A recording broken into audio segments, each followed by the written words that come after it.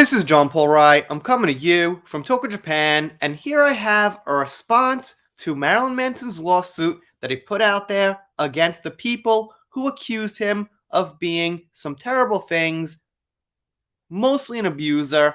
And the person I'm featuring here is Ilma Gore, and she's partners with Evan Rachel Wood, and she gave a reaction on Instagram about Marilyn Manson's newly filed 28-page court document against her, calling out what he believes, and a lot of us believe, is a hoax.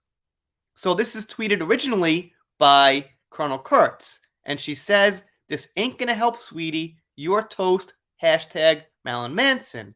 Now, the thing is, I've been watching YouTube for a long time, as I'm sure a lot of you guys have, and recently they've cracked down on using certain words and certain things, and a lot of the things that Gore says here, I've seen get big YouTube channels demonetized. And the point is, this goes for Amber Heard too, her friend Io Tillett, Eve Barlow. With a bad, disrespectful attitude, it makes you look worse and less believable.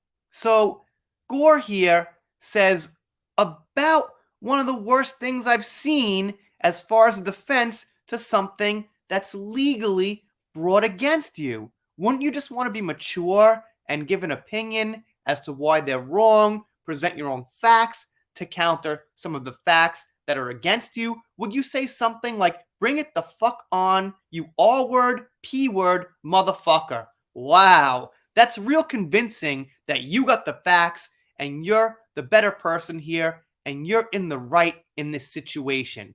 What that looks like to me is a knee-jerk reaction of anger that you got called out on something you thought you were going to get away with. And that seems like it's pretty obvious. And of course, most people in the comments are agreeing with what I said, and I don't see anybody actually defending her and her words. Honestly, there's no defense. It's just a terrible, terrible thing to say. I mean, even if you're in a court case where lives are concerned and serious things are happening, you don't act like that. You don't say those things unless you've just lost control of your emotion. I mean, think of the worst, most serious court cases you've seen on court TV, the horrifying things you heard, and you don't see like the parents of victims coming up every time. They lose control sometimes, but most of the time, they're in the court to prove their point, and they're still speaking like adults to get their facts out, to get sympathy on the side of the real victim. They need the jury to know that they're serious and they're not just name calling and throwing these F words, P words, R words out there, because it just doesn't look good. I think the whole overall sentiment that these women are really, really sticking to is that they'll be believed because they're women, once again, with the identity politics, and I think that's going to hold a lot of weight.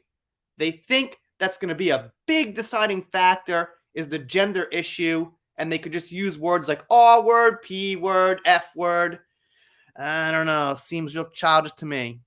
And by the way, you see quite a few Johnny fans here too. There's a lot of crossovers with people supporting Johnny and Marilyn Manson. And Brianna says, typical overly aggressive, angry attitude of somebody who's been caught red-handed. You get a heart.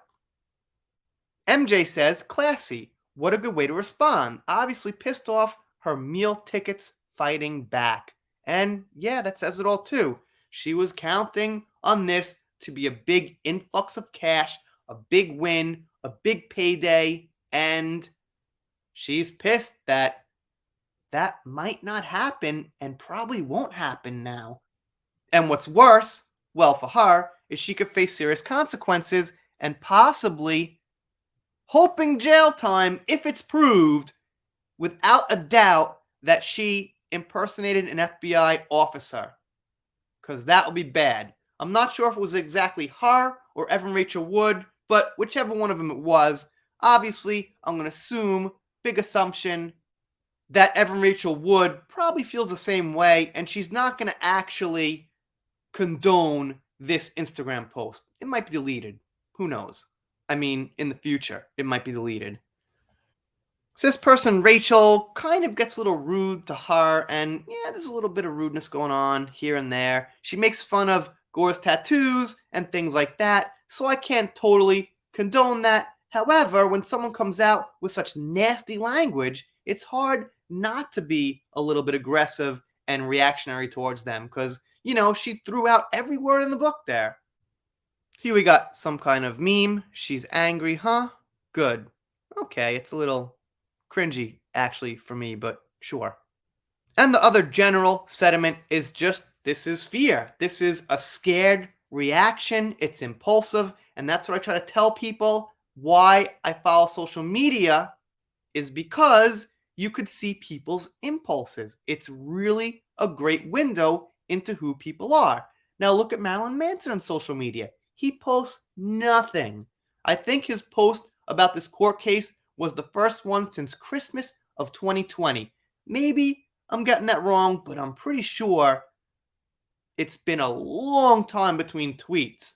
You don't see him impulsively coming out like all these curse words at Evan Rachel Wood and Gore and these women accusing him. He's pretty calm. He's under control. He says a few things here and there, but it's adult like. That's how I make my judgments on people, and I think that says a lot. You guys, let me know what you think down below. Shout out to Colonel Kurtz. She's covering this in detail. Thanks for the tweet. If you're not subscribed here, doing Manson, Death vs. Heard, Celebrity News, stuff like that. If you don't subscribe, I guess I'll be sad, but I'll get over it. We're done here for now. See you next time.